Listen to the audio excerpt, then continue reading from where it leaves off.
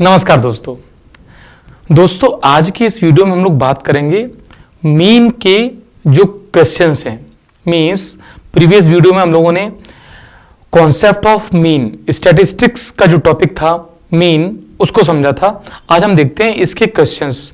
तो मैं इसमें बात करूंगा कुछ बेसिक क्वेश्चंस की। और दोस्तों यकीन कीजिए इतने क्वेश्चंस करने के बाद आप यदि थोड़ी समझदारी से इसको देखते हैं ना तो मीन के रिलेटेड जितने भी क्वेश्चंस एग्जाम्स में आएंगे ना वो सारे क्वेश्चन आप समझ जाओगे। तो देखते हैं क्वेश्चंस वन बाय वन। ये फर्स्ट क्वेश्चन है, find the mean of the following grouped frequency distribution table. एक टेबल बनी हुई है, इसका मुझे मीन फाइंड करना है। तो मैं बेसिक फंडामेंटल से सारा समझाऊंगा, ध्यान से समझना। करना क्या है, सबसे पहले इसमें हम लोगों ने एक काम किया कि जो क्लास इंटरवल है, देखिए क्वेश्चंस की कैटेगरी कौन कौन सी होती है जो प्रीवियस वीडियो में डिस्कशन किया था कि आपको डायरेक्ट डाटा दिया जाए, डिस्क्रीट फॉर्म में इंडिविजुअल डाटा दिया जाए, है ना, जिसको एक्सआई बोलते हैं। फिर जो सेकंड कैटेगरी है कि हमें उसकी क्लास इंटरवल फॉर्म दी जाए जो यहां लिखी हुई है। तो हमने क्या सीखा था उसमें कि क्लास इंटरवल फॉर्म से हम कैसे निकालेंगे एक्सआई, और वो एक्सआई क्या कहलाता है, क्लास मार्क। तो बात करते हैं एक्सआई को निकालने के लिए। तो फॉर्मूला क्या था, lower limit plus upper limit by 2।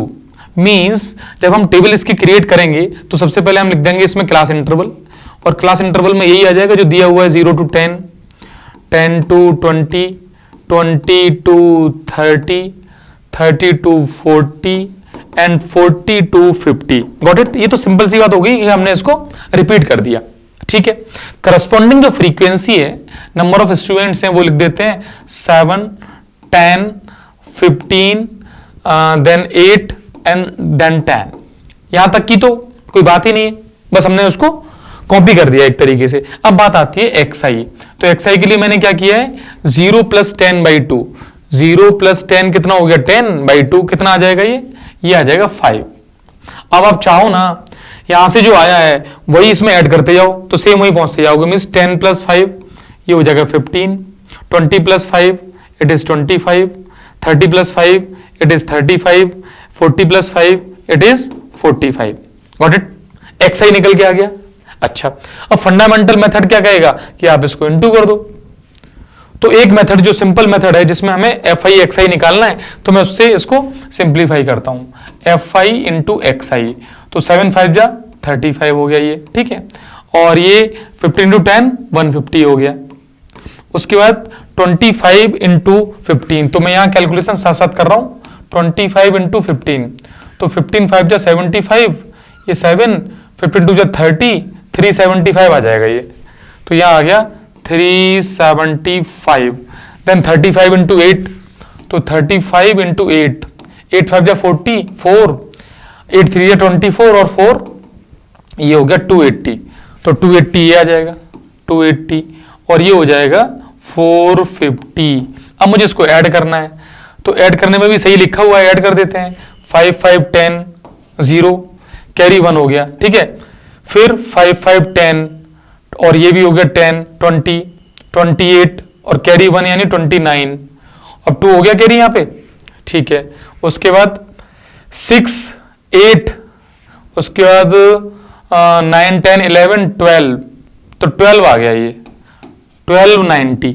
और फ्रीक्वेंसी को ऐड करेंगे तो कितना आएगा, फ्रीक्वेंसी को ऐड कर देते हैं तो कितना होगा 10 10 + 15 25 25 + 10 35 35 + 15 यानी ये 50 आ गया।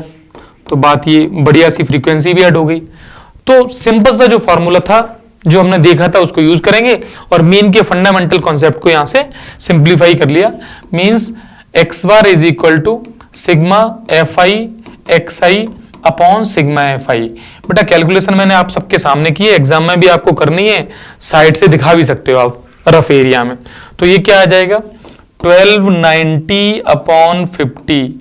इसको सिंप्लीफाई करना है, 5 से कैंसिल कर लेंगे, 5 2 = 10, बच्चे कितने 2 9, 5 5 हो जाएगा 25, बच्चे कितने 4, तो 5 8 मींस 25.8। ये सिंपल से इसका मीन निकल के आ गया पहले वाले मेथड से। आराम से इसको ऑब्जर्व करें, समझें कि जो फर्स्ट मेथड था जिसमें हमें कुछ नहीं करना था, क्या करना था, एफ आई एक्स आई निकालना है। तो एफ आई एक्स आई निकाला, उसका सम किया और फ्रीक्वेंसी का सम किया, मींस नंबर ऑफ ऑब्जर्वेशन का सम किया और डिवाइड कर दिया, क्योंकि मीन की डेफिनेशन ही यही है। तो यहां से मीन निकल के आ गया। अच्छा, इसी क्वेश्चन को मैं तीनों तरीके से कर सकता हूं, इस क्वेश्चन यही रहेगा और मुझे इसमें तीनों मेथड सीखने हैं। कौन कौन से मेथड? इसको बोलते हैं डायरेक्ट मेथड, जो सीधा सीधा मेथड था। तो इसकी बात हो गई। ये जो फॉर्मूला लग गया, ये किस मेथड का नाम आ गया? इसका डायरेक्ट मेथड। तो डायरेक्ट मेथड में हम लोगों ने ये सीख लिया कि मीन कैसे निकालते हैं। और बेटा कुछ भी समझ में ना आए तो कम से कम डायरेक्ट मेथड तो होना चाहिए कि हमें डायरेक्ट मेथड से सर निकालना आ गया है। और आप ये भी करके आ जाओगे ना डायरेक्ट मेथड वाला, तो आपको नंबर मिल जाएंगे। हाँ, कभी कभी क्वेश्चन में ऐसा होता है कि वो लिख दे कि भाई इसको अज्यूम्ड मीन मेथड से करो। अब जैसे सपोज सेम क्वेश्चन है और मैं इसको अज्यूम्ड मीन मेथड से करता हूं। अब इसको इस फॉर्मूले को यहां से हटा देता हूं, इस वाले फॉर्मूले को, ठीक है। ये फॉर्मूला यहां से मैं हटा दे रहा हूं, कैलकुलेशन की भी जरूरत नहीं पड़ेगी, तो ये भी हटा देता हूं। ये तो कैलकुलेशन हो ही चुकी है अपनी, ये भी हटा दिया।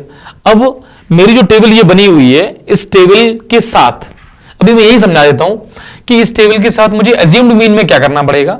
ये जो xi वाला कॉलम है, ये वाला कॉलम, इसको आप ध्यान से देखो। अब मुझे इसी के बीच में किसी को मीन मानना है। तो मैंने सपोज मीन मान लिया 25, आ भी कुछ ऐसा ही रहा है, तो 25 मैंने मीन मान लिया, ठीक। अब मुझे निकालना पड़ेगा यहां पे डी आई। अच्छा, इस कॉलम की नीड नहीं है, इस कॉलम को चाहो तो आप हटा ही लो यहां से, क्योंकि बार बार इससे परेशान होना भी ठीक नहीं है। और वो तो आपको पता ही कितना आ रहा था, अभी हम देख भी लेंगे क्या आ रहा है। तो ये कॉलम भी नहीं बनेगा। अब मुझे क्या करना है, यहां पर एक नया कॉलम बनेगा जिसको बोलूंगा डी आई। और डी आई की वैल्यू क्या होगी, एक्स आई माइनस ए, और ए क्या होगा, एज्यूम्ड मीन। तो 5 minus 25, 15 minus 25, 25 minus 25, 35 minus 25, 45 minus 25, ये बना लिया मैंने, ठीक। अब ये बचेगा माइनस का 20, माइनस का 10, 0, प्लस का 10 और प्लस का 20। मतलब ये जो मल्टीप्लिकेशन मुझे करने पड़े थे और मैंने जो यहां किए थे, क्यों? क्योंकि आपको समझ में आना चाहिए कि मल्टीप्लिकेशन तो करने ही पड़ेंगे भाई। फिर भी वो छोटे छोटे मल्टीप्लिकेशन थे, इजीली हो गए। अब देखना, अब मुझे F I into D I निकालना है, मीन्स एक कॉलम मेरा और क्रिएट हुआ, एक तो ये क्रिएट हो गया।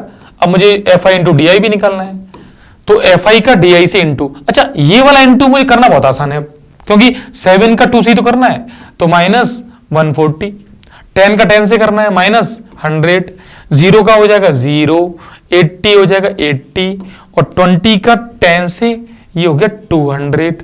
अब मुझे इसको ऐड करना है, इसको ऐड करना भी आसान है क्योंकि 200 प्लस का है, तो 200 तो माइनस हो गया यहां पर। अब ये माइनस के बच्चे कितने, 40, और प्लस के 80, तो प्लस का 40 आ गया, ये प्लस 40 आ गया अपने पास। ऑब्जर्व कर लो आप, बिल्कुल सही है। तो इतना करने के बाद फ्रीक्वेंसी ऑलरेडी ऐड करके रखी हुई है। अब याद करो, जो सेकंड वाला मेथड था उसका फॉर्मूला क्या था मीन का, तो उसके मीन का फॉर्मूला मैं यहां लिख देता हूं, रिकॉल करना उसमें ए। अब ए बेटा अलग है, यहां पे ए देन प्लस, अब प्लस के बाद यहां पे क्या आएगा, sigma F I D i upon sigma F I. तो ए की वैल्यू तो 25 हो गई, तो ये तो 25 लिख दिया मैंने, 25 प्लस, अब यहां क्या आएगा 40 अपॉन 50, और 40 अपॉन 50 को ध्यान से देखो, ये 0.8 आ जाएगा। तो अभी जो आंसर आ रहा था 25.8, तो ये 25.8 फिर आ गया। तो बेटा ये बताओ, आपके दोनों मेथड से आपने क्या ऑब्जर्व किया कि मीन तो सेम ही है ना। हां, इस मेथड ने क्या किया कि मुझे कैलकुलेशन से बचा लिया, कैलकुलेशन नहीं करने दी उसमें बोर्ड पे।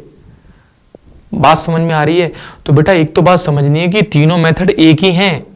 तीनों मेथड जो मैं बताने जा रहा हूं, ये जो सेकंड मेथड चल रहा था, तीनों मेथड से हम लोग मीन निकालेंगे और मीन एग्जैक्टली सेम निकलेगा तीनों मेथड में। आप किसी को भी लगा सकते हो। तो ये बात क्लियर हो गई। अब आगे चल लेते हैं हम लोग, या फिर मैं इसी में आपको फिर दिखाता हूं कि अब हम लोग इसी के आगे कैसे प्रोसीड करेंगे। तो ये आप एक बार नोटेड डाउन करें, इसको समझें। अब मैं बात करूं कि भाई इसी के अंदर नेक्स्ट वो ले लेते हैं, इसको नोटेड डाउन कर लिया। अब सपोज मैंने क्या किया कि जो थर्ड मेथड था जिसको स्टेप डेविएशन मेथड बोलते हैं, उसके लिए क्या करना है, अब मुझे ये एफ आई डी आई नहीं निकालना है। इसके लिए एफ आई डी आई से मुझे इसकी जरूरत ही नहीं पड़ेगी मुझे। जैसे मैंने यहां पे क्या निकाल रखा है, ये डी आई। अब डी के बाद मैं निकालूंगा यहां पे यू आई। अब यू आई क्या होगा, you i is nothing D i upon H, और एच के लिए छूट मिलती है कि अच्छा आप कुछ भी ले सकते हो। अब कुछ भी में क्या लेना है सर, ऐसा नंबर जो इन सबको डिवाइड कर दे, यही बताया था मैंने। तो यहां कौन सा नंबर लोगे, यहां लेंगे 10, 10 डिवाइड कर जाएगा, तो h की वैल्यू 10 हो गई, तो -20 अपॉन 10, तो ये कितना आ गया -2। ऐसे ये कितना आ जाएगा -1, ये 0, ये 1, ये 2। अल्टीमेटली जो मल्टीप्लीकेशन में 0 आ रहा था उसको हटा दिया बस। अब मुझे क्या करना है, एक टेबल और बनानी है जिसमें मुझे एफ आई इंटू यू आई निकालना है। अब एफ आई अपना वही है 7 और यू आई कितना है -2, तो 14, 10 into -1 -10, 15 into 0 0, 8 into 1 it is 8, 10 into 2 it is 20। फिर इसको ऐड करना है। अब यहां इसको ऐड करना भी देखो 28 हो रहा है और ये कितना हो रहा है 24 हो रहा है, तो हमें इसलिए बच कितना रहा है 4 बच रहा है प्लस का।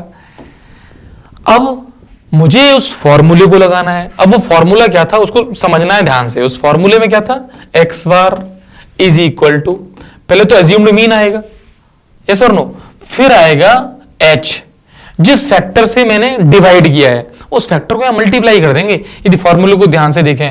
अब यहां आ जाएगा sigma F I U I upon sigma F I, ठीक है। तो ये ए की वैल्यू अपने पास कितनी है, ये तो 25 माना ही हुआ हमने, ये 25 हो गया, प्लस हमने किससे डिवाइड किया था 10 से डिवाइड किया था, तो 10 यहां आ जाएगा, और बेटा यहां क्या आएगा 4/50। तो देखो ये फिर कैंसिल आउट हुआ, अगेन वही बच गया 25 प्लस 0.8, योर आंसर इज 25.8। दोस्तों ये तीनों मेथड यदि आप समझ गए हो ना, मैंने एक क्वेश्चन में तीनों मेथड क्यों समझाए, जिससे कि आपके दिमाग में एक बात क्लियर हो कि ये तीनों कोई स्पेशल मेथड नहीं है। वन थिंग, तीनों मेथड सेम है। दूसरी बात, तीनों मेथड ही इंपॉर्टेंट है। भाई क्वेश्चंस कभी कभी ऐसे होंगे कि आपको जो तीसरा मेथड है वो बहुत रिलैक्स देगा, कैलकुलेशन करने ही नहीं देगा, इजी कैलकुलेशन से सॉल्व हो जाएगा। अब याद रखना बेटा, जो स्टेप डेविएशन वाला मेथड है, अब उसको ऐसा नहीं कोर्स में नहीं है हमारे, हमें नहीं करना, कोर्स में भी है, हो या ना हो हमें करना है। कुल मिला के ये बहुत इजी तरीका है जो कैलकुलेशन इजी करेगा। अदरवाइज ये बड़े बड़े जो मल्टीप्लाई पहले किए थे, मुझे बोर्ड पर मल्टीप्लाई करने पड़े तुम्हारे सामने, और मैंने करके दिखाई कि करना तो ऐसा ही है। तो आप किसी भी मेथड को यूज कर सकते हो। तो मेरे हिसाब से इस क्वेश्चन को मैंने लिया और इस क्वेश्चन के प्रोसेस से आपको बताया कि हमने जो 3 मेथड्स पढ़ रखे थे वो मेथड्स को रिलेट करेंगे एक दूसरे से। बात क्लियर है ये वाली। नेक्स्ट क्वेश्चन देखते हैं हम लोग। क्वेश्चन ये सिंपल सा क्वेश्चन है और इसमें मीन पूछा हुआ है। क्वेश्चन का ऊपर प्रिंट नहीं हो पाया है, अल्टीमेटली इसमें क्या है मीन पूछा गया है। तो एक डाटा है जिससे मीन पूछा जा रहा है। अब कैलकुलेशन के लिए मैंने इसको दे दिया होगा कि आप कैसे मीन फाइंड करेंगे। तो यदि मैं इसको सेलेक्ट करके थोड़ा सा शिफ्ट कर दूं तो ये आपको समझ में आ रहा होगा, कैलकुलेशन के लिए जगह बच जाएगी यहां पर। अब देखिए मुझे इसके लिए क्या निकालना है, निकालना मीन है। तो फिर वो टेबल बनानी है। ये क्लास इंटरवल, ये नंबर ऑफ स्टूडेंट्स, तो क्लास इंटरवल में आ जाएगा 25 से 30। इसको मैं क्लास इंटरवल लिख देता हूं, और 30 to 35, 35 to 40, 40 to 45, 45 to 50, 50 to 55, 55 to 60। ठीक है, गॉट इट, ये बात समझ में आ गई। उनके फ्रीक्वेंसीज, नंबर ऑफ स्टूडेंट्स क्या वर्क करेंगे फ्रीक्वेंसी का, 14, 22, 16, 6, 5, 3, 4। देखिए ये क्वेश्चन मैंने लिया है, उसका रीजन है, एक तो ये आया हुआ क्वेश्चन होगा, अभी रिसेंट ईयर में आया हुआ है, एक बात। दूसरी बात है कि हम ये सीखेंगे कैलकुलेशन वास्तव में टफ होती है। अब वो कैलकुलेशन टफ है, लेकिन यहां हम लोग इसी तरीके से कैसे सिंप्लीफाई कर पाएंगे। अब क्या किया मैंने, इसका निकाला एक्सआई। अब एक्सआई के लिए मैंने क्या बताया था, इसको डिवाइड करके हाफ कर दो। तो देखो यहां कैलकुलेशन समझ में आएगा कि डिवाइड करके हाफ करने पर पॉइंट आने वाला है, क्योंकि डिवाइड किया कितना हो गया 55, और 55 का हाफ करना है। तो 55 का हाफ यानी 50 का हाफ 25, और 5 का हो जाएगा 2.5, 27.5 हो जाएगा 55 का हाफ। यस और नो, मींस मैंने एक तरह से 2.5 इसमें ऐड कर दिए। अच्छा इसको ऐसे भी सीख सकते हो, समझना इनका डिफरेंस कितना है 5 का आधा कर दो 2.5, उसको ऐड कर दो उसको इसमें ऐड कर देंगे, ये आ जाएगा। ऐसे इसमें ऐड करेंगे तो ये आ जाएगा 32.5, ऐसे इसमें ऐड करेंगे 37.5, इसमें 42.5, इसमें 47.5, इसमें 52.5, इसमें 57.5। ये वाले काम तो कर ही लिए हम लोगों ने। अच्छा बताओ, इसका इसमें इंटू करोगे, जो फर्स्ट मेथड से लगाओगे तो वास्तव में सही है क्या? अब मान लो एग्जाम में आया, अब तुम कहोगे हम किस मेथड से करें? जब एग्जाम में कुछ भी नहीं लिखा है ना, तो तुम्हें तो वो मेथड लगाना चाहिए जिससे कैलकुलेशन इजी हो जाए। अपने आप चले जाना एक तो सेकंड मेथड पे, एज्यूम्ड मीन वाले पे, उस पर तो एटलीस्ट पहुंचना ही पहुंचना है। ठीक, तो इनमें से कोई बीच वाला नंबर एज्यूम्ड मीन ले लेता हूं। ये सपोज मैंने ये एज्यूम्ड मीन ले लिया, तो मैं फिर डी आई की टेबल बनाऊंगा। तो D I is equal to X I minus A. अब 27.5 में से 42.5 माइनस करना है, तो 27.5 माइनस 42.5, तो माइनस कर लेते हैं यहां पर 42.5, 27.5, 0 यहां हो गए 12 में से 7 गई 5, यहां हो जाए 3 में से 2 गए 1, तो ये सिंपल सा 15 आ गया। अच्छा लग रहा है, 15 आ गया भाई। तो ये चला आया 15, डी आई की वैल्यू 15 आ गई। ऐसे ही इसको माइनस करेंगे तो कितना आ जाएगा? अब ये 10 आ जाएगा। अच्छा माइनस का 15 है ये, तो इस बात को लिख लो भाई, ये माइनस मत भूल जाना, ये माइनस तो भूलना गड़बड़ है। तो ये कितना था? 5, तो ये आ जाएगा -15। तो डी आई की टेबल थोड़ी लंबी हो जाएगी, चलता है ठीक है। ये आ जाएगा ऐसे ही -10। अब -10 ही आ जाएगा, 42.5 माइनस करेंगे, ये क्या आ जाएगा? माइनस का 5, ये क्या हो जाएगा? 0, ये क्या आ जाएगा? 5, ये क्या आ जाएगा? 10, ये क्या आ जाएगा? 15। डी आई निकल गए सारे। अब बच्चों से कभी कभी गलती हो जाती है, इसको ऐड कर देते हैं, ये तो 0 होना है, वो तो हो ही गया 0, इसको नहीं करना है, फ्रीक्वेंसी से मल्टीप्लाई तो करो भाई। आपने जो डाटा था उसका क्या किया आपने? डी आई निकाल दिया, डेविएशन निकाल दिया एक तरीके से। अब इसको नहीं ऐड करना है, ये कितनी बार आ रहा है वो भी तो देखना है ना। तो ये कितनी बार आ रहा है? ये 14 टाइम्स आ रहा है। अब सोचो 14 का 15 से मल्टीप्लाई फिर करना पड़ रहा है, तो क्यों ना मैं थर्ड मेथड की तरफ शिफ्ट हो जाऊं, स्टेप डेविएशन मेथड, क्योंकि मुझे एक समझ में आ रहा है एक नंबर से डिवाइड तो हो सकता है इसमें। वो नंबर क्या है? 5। तो तुरंत मैं निकालूंगा यू आई। अब you i is nothing D i upon 5।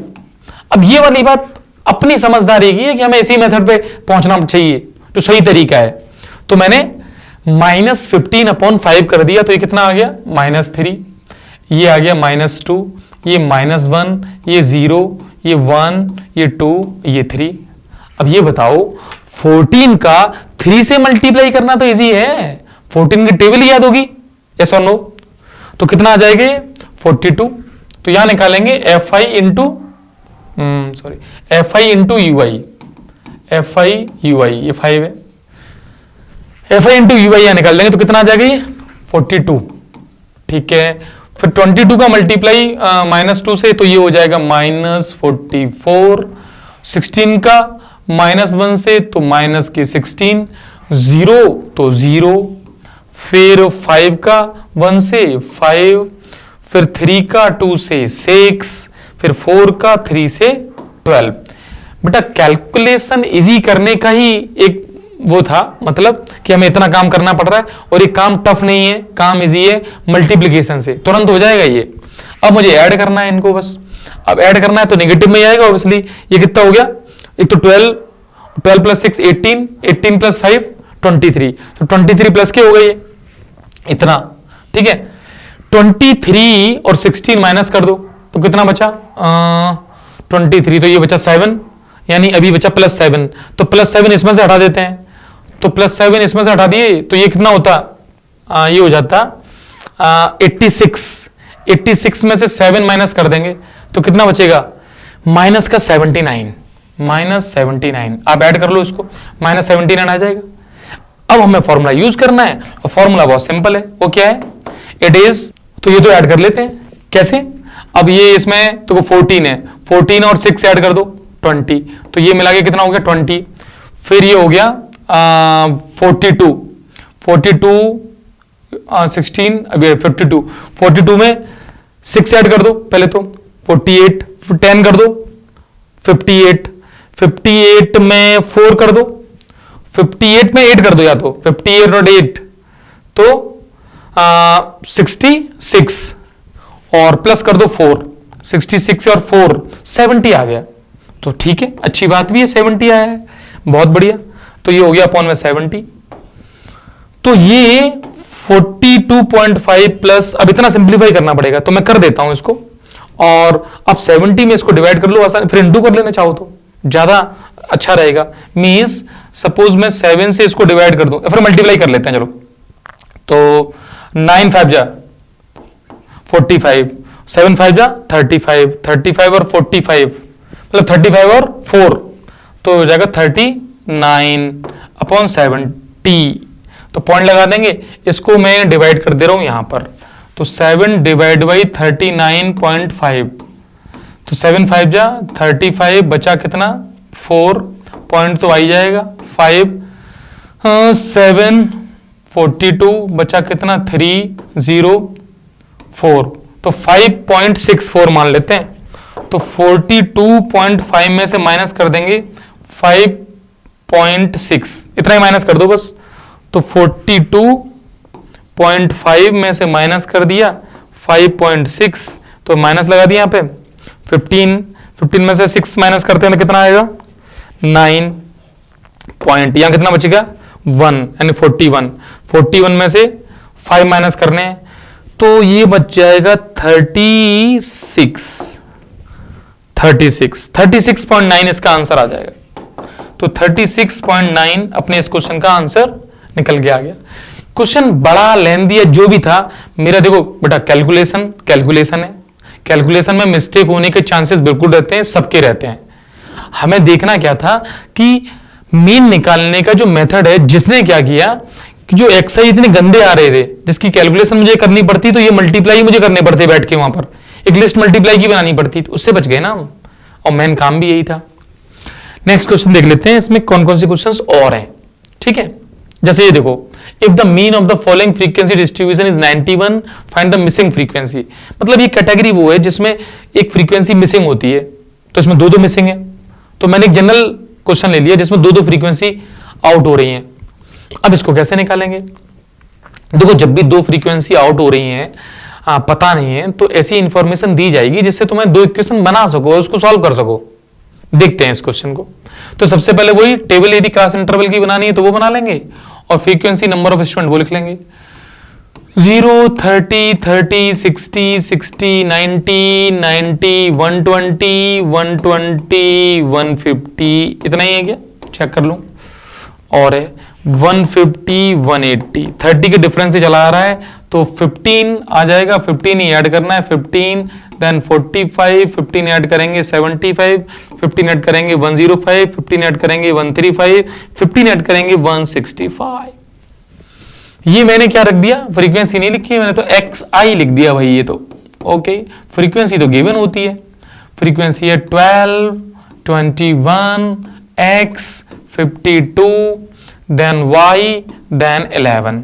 अच्छा, इसका सम भी गिवन है, तो ये भी एक ऐड करने से हम बच गए, और ऑब्वियसली ये सम इसलिए गिवन था, एक रिलेशन तो यहीं से बन जाएगा।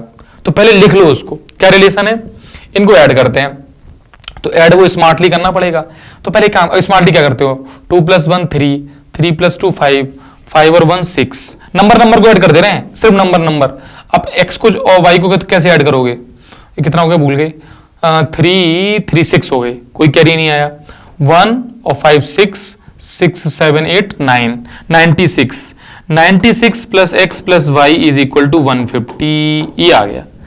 तो यहां से मैं लिख सकता हूं x प्लस वाई। अब 150 में से 100 माइनस करते तो कितना आता, 50 आ जाता, और कितने 4 और हैं तो कितना आ जाएगा 54। ऐड कर लो आप, ये 150 के बराबर हो जाना चाहिए, हो गया। देख लो भाई, देख लो, 10 और 9 और ये हो गया, तो 50, एक इक्वेशन बन गई ये वाली। अच्छा, अब मुझे क्या करना है? अब पहला मेथड तो कहता है इनटू करना है, और भाई इनटू करके भी नंबर बड़े हो जाएंगे। अच्छा, दूसरा मेथड, अब देखो ऐसे क्वेश्चंस में अज्यूम्ड मीन वाला मेथड में यूज कर सकता हूं क्या, ये सोचना है मुझे। तो मैं इसके बीच में कोई ले लूंगा, कर तो सकता ही हूं उसको, यानी मैंने जैसे 105 ले लिया तो उसके टेबल बना लूंगा और फिर मल्टीप्लाई कर लेंगे। ठीक, ले लेते हैं। और जब मीन तो दे ही रखा है, तो अज्यूम्ड मीन क्या है, वो उससे काम नहीं चलेगा। अज्यूम्ड मीन मतलब मीन तो हमें पता ही है 91 है, फिर अज्यूम्ड मीन मान के उसको सिंप्लीफाई तो किया जा सकता है, एक रिलेशन बना लेंगे, तो ले लेते हैं अज्यूम्ड मीन को। चलो ले लिया, कितना लिया बताओ? मैंने ले लिया सपोज 1 2 3 1 2 3 75 ले लें। चलो 75 ले, जिससे एक एक्स भी काम, देखो अब यहां भी समझदारी है, 75 ही मुझे क्यों लेना है, क्योंकि मुझे तो कैलकुलेशन करनी है इजी। अब जब मैं 75 ले रहा हूं तो इस फ्रीक्वेंसी एक्स के रिलेटेड क्या हो जाएगी वो जीरो, क्योंकि 75 माइनस 75 होगा जीरो, एक्स गायब हो जाएगा, वाई निकल के आ जाएगा यहां से, बस यहां रख दूंगा, वाई वहां से आएगा इससे, एक्स यहां से आ जाएगा। देखना अब मैंने लिखा D I, D I is equal to X I minus ए।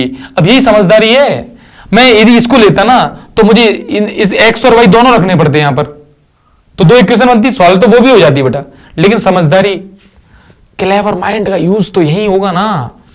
आपने यदि एक्स को यहां पे हटा ही दिया तो देख लो।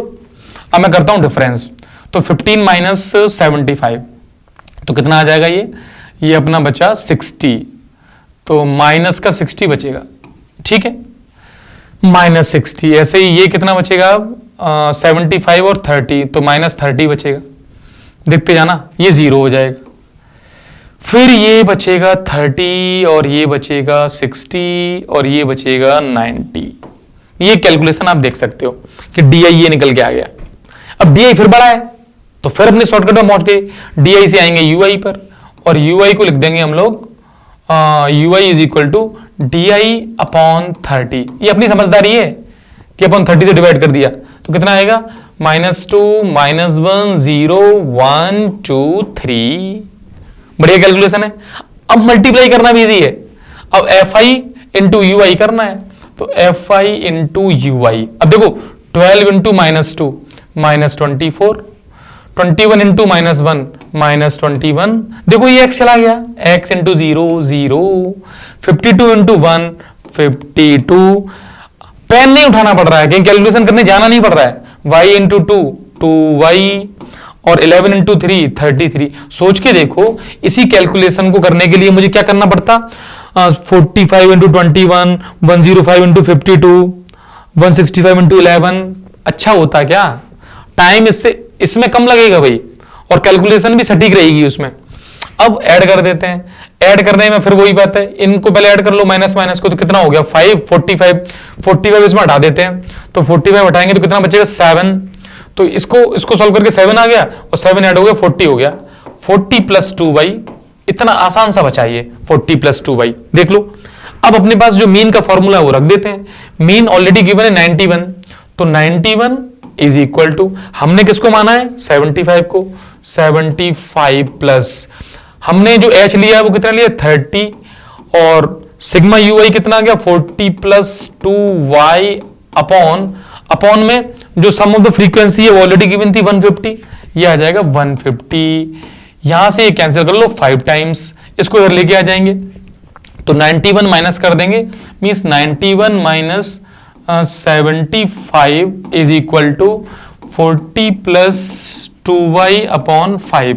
बेटा ये कितना बचेगा 16, देख लेना 16 ही है, यस 16, और 5 इधर आ जाएगा, 5 is equal to 40 plus 2y, तो ये 80 is equal to 40 plus 2y, 40 is equal to 2y, y is equal to 20। y की वैल्यू आ गई, y की वैल्यू जैसी आ गई x यहां से आ जाएगा भाई साहब, x कितना आ जाएगा, x plus 20 is equal to 54, x is equal to 54 minus 20 is equal to 34। सोचो आपने इस क्वेश्चन में दोनों मिसिंग फ्रीक्वेंसी निकाल लिए, टाइम तो इस पे रिकॉर्ड हो ही रहा होगा और मैं समझा रहा हूं आपको, अदरवाइज करते समय तो आपकी कैलकुलेशन आपके हिसाब से चलेगी जो बहुत जल्दी चला सकते हो। आराम से इसको ऑब्जर्व करो, समझो कि हम ऐसे क्वेश्चन में जिसमें फ्रीक्वेंसी मिसिंग है उस क्वेश्चन को भी किस तरीके से सॉल्व कर लिया, इसी तरीके से। आई होप ये बात समझ में आ रही होगी सब बच्चों को, ठीक है ठीक है। तो इस क्वेश्चन को नोट करके समझ के जैसा भी आपको समझना है वो देख लो, आपको समझ में आ जानी चाहिए बात। और ऐसे क्वेश्चंस करने के बाद कुछ क्वेश्चन बचेंगे नहीं, जैसे ये क्वेश्चन है, इस क्वेश्चन में भी क्या है, क्लास इंटरवल है और वो फ्रीक्वेंसी दी है, इजीली हो जाएगा ये भी, है ना। और ये पिछला क्वेश्चन जैसे ही क्वेश्चन है, पिछला क्वेश्चन नहीं है, वही लिखा हुआ है, तो ठीक है। कुल मिला के हमने क्या क्या देखा वो समझने वाली बात है। देखिए अपने जो जितने भी प्रीवियस क्वेश्चन जो पीछे स्लाइड में चल रहे हैं, आप इनको आराम से देखते समझ सकते हैं। यहां से हम लोगों ने स्टार्ट किया था और फर्दर हम क्वेश्चन सॉल्व करते चले गए, और जिसमें हमने देखा कि मीन का जो कॉन्सेप्ट है वो बहुत ही अच्छा कॉन्सेप्ट है और इजी कॉन्सेप्ट है, जिसमें बिल्कुल हेडेक नहीं लेनी। और एक बात बताऊं, 10th क्लास के लिए तो बहुत ज्यादा इंपॉर्टेंट भी है। किसी कॉम्पिटिटिव एग्जाम्स में भी आप इसको चैप्टर को पढ़ोगे ना, यदि यहां से पढ़ लिया ना, तो आपका मीन का कॉन्सेप्ट एकदम क्लियर हो जाएगा। कभी डर नहीं लगेगा कि मीन में क्वेश्चन कैसे सॉल्व करते हैं। बस इतने से एग्जाम्पल आपको देखने हैं, फिर कुछ ऑब्जेक्टिव क्वेश्चंस और दिखाएंगे, उसके बाद मीन क्लियर हो जाएगा। और ऑब्जेक्टिव क्वेश्चन की अप्रोच भी मैं बताऊंगा कि उनको भी कैसे सॉल्व किया जाएगा। हालांकि पहले सब्जेक्टिव की बात कर रहे थे, तो ये सारे क्वेश्चंस आप देख लें एक बार, ठीक है। ओके, नमस्कार।